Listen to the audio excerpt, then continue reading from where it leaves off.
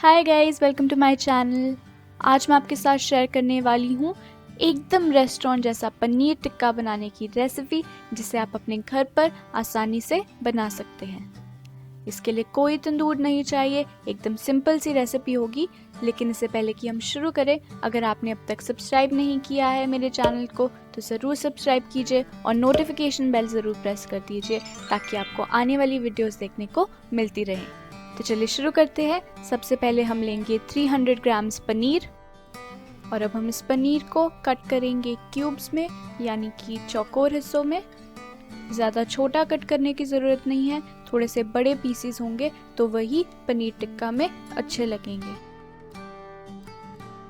चलिए, अब जो पनीर के पीसेस हैं वो कट चुके हैं। देखिए, इस तरह से आप इन्हें कट कर लीजिए और इसके बाद हम इसके लिए एक मैरिनेड तैयार करते हैं। सबसे पहले हम एक बोल में लेंगे दही। 1.5 कप दही मैंने यहाँ लिया है।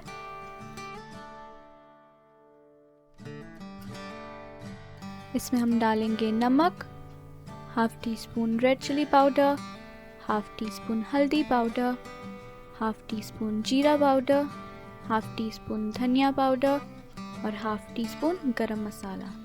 साथ ही हम इसमें half teaspoon ginger garlic paste भी डालेंगे और थोड़ा सा नींबू का जूस, वो भी हम इसमें डाल देंगे। अब हम इसे अच्छी तरह से मिक्स कर देते हैं। जो हल्दी है उसकी वजह से इसे एक अच्छा सा कलर मिलेगा और जब पनीर टिक्का बनेगा तो वो उस पर कलर जो है वो बहुत अच्छा लगेगा। चलिए, जो पनीर हमने कट किया था वो इसमें डाल देते हैं।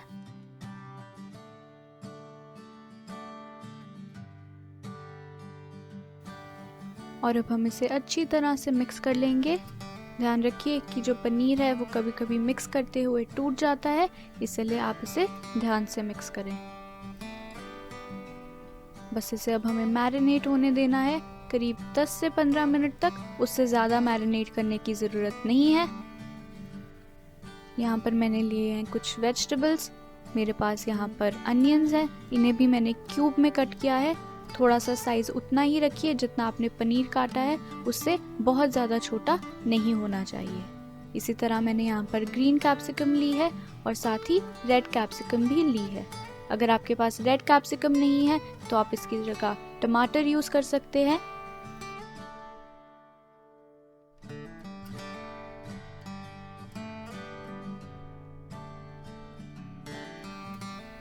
मैंने यहाँ पर लिए हैं कुछ स्क्यूअर्स। ये मार्केट में आपको इजीली मिल जाते हैं और पनीर टिक्का बनाने के लिए बहुत यूज़फुल होते हैं। तो मैंने यहाँ पर लिया है कैप्सिकम, वो मैं इस पर लगा दूंगी। साथ ही मैंने जो अनियन कट किया था वो भी हम इस पर लगा देते हैं। रेड कैप्सिकम और जो पनीर हमने मैरिनेट किया था उसे भी इस पर लगा देंगे। इसे ही प्रोसेस जो है आप रिपीट कीजिए जब तक कि ये जो स्क्यूअर है आपका फिल नहीं हो जाता।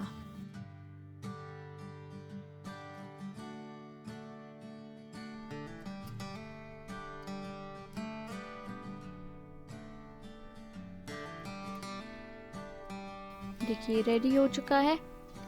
ऐसे ही मैंने बाकी के जो हैं वो भी रेडी कर लिए हैं और अब हम इन्हें कुक करेंगे।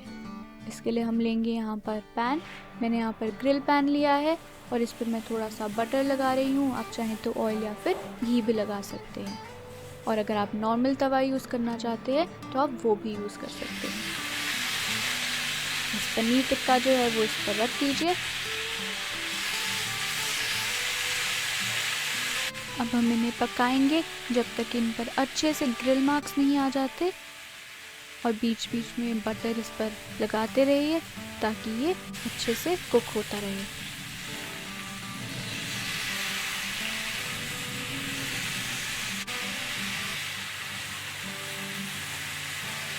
अब हमारा पनीर टिक्का बिल्कुल रेडी हो चुका है। देखिए, जो ग्रिल मार्क्स इस पर आए हैं वो कितने ज़्यादा अच्छे लग रहे हैं और ये बहुत ही डिलिशियस लग रहा है। बस सर्व करने से पहले इस पर थोड़ा सा चाट मसाला और नींबू का जूस डाल दीजिए और ये बहुत ही यम्मी लगेगा। आई होप आपको आज की ये रेसिपी अच्छी लगी ऐसी ही और रेसिपीज़ देखने के लिए आप मेरे चैनल को सब्सक्राइब कीजिए और अगर आपको ये वीडियो अच्छी लगी तो इसे ज़रूर लाइक कीजिए। I'll see you guys in the next video. Till then, have a wonderful day and thank you for watching, guys.